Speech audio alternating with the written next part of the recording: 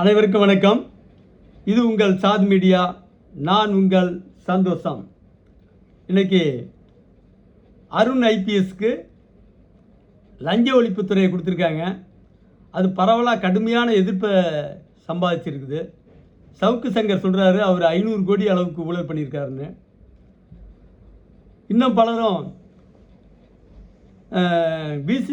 டிவிகேவுக்கு எதிராக செயல்பட்ட ஒருத்தரை ஏன் இப்படி பதவி கொடுத்துருக்காருன்னு கேட்குறாங்க. விஜய் பதவி கொடுத்தாருன்னா எப்போதும் ஏதாவது ஒரு சரியான நோக்கத்தோடு தான் கொடுத்துருப்பாரு. அருண் என்ன செய்ய போகிறார் ஐபிஎஸ்? அவர் சொல்கிறார், இப்போ ஹைகோர்ட்டில் நான் 28 வருஷமாக வேலையில் இருக்கேன், ஒரு புகார் கூட என் மேலே பதிவாகலை, ஒரு புகாரும் வரலை. ஆனால் இப்போ திட்டமிட்டு பொய்யை பரப்புகிறாங்க. ஆனால் உண்மையிலே அப்படி அருண் ஐபிஎஸ் நடந்து கொள்வாரா?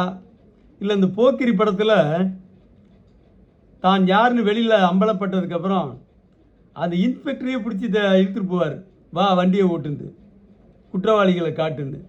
அந்த மாதிரி ஏதாவது ஐடியாவில் பண்ணியிருக்காராங்கிறது தெரியல. ஆனால் தமிழ்நாட்டில் மோடிஜி சொன்னார் 2014, நாங்கள் ஆட்சிக்கு வந்தால் 15 லட்சம் ரூபாய் ஒவ்வொரு குடும்பத்தின் அக்கௌண்ட்லேயும் போடப்படுனார். ஆனால் செய்யலை, அது ஒரு ஃப்ராடு கம்பெனி. ஆனால் விஜய் அவர்கள் இன்றைக்கி இந்த அருண்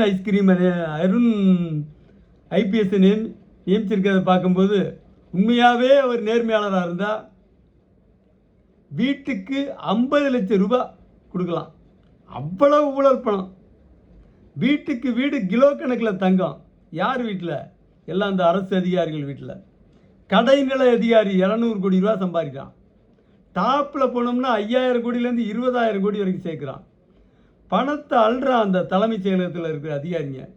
மாவட்ட கலெக்டர்கள், ஐபிஎஸ் அதிகாரிகள் கேட்க வேண்டாம், வாரி சுருட்டான். மாவட்டத்தில் இயக்குநர்களாக இருக்கான், கலெக்டருக்கு அடுத்த நிலையில் இருக்கிற துறை இயக்குநர்கள், அவன் சரியான போட்டுக்கிட்டு இருக்கான். அது மாதிரி ஆர்டிஓ, அதை விட மேலே இங்கே ஆர்டிஓ ரோடு, அது மாதிரி சார் பதிவாளர்கள் லட்சமாக கோடி ஆள்றான். இந்த பணத்தெல்லாம் நம்ம அருண் ஐஸ்கிரீம் வசூலிக்கிற சூழல் இருந்தால்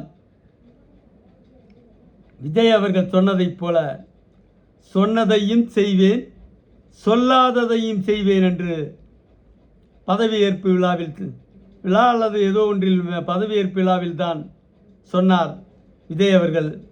அதை நிறைவேற்றும் முகமாகத்தான் அருண் ஐபிஎஸ்ஸை நியமித்திருக்கிறாரா என்பதை பொறுத்திருந்து பார்ப்போம். நன்றி, வணக்கம்.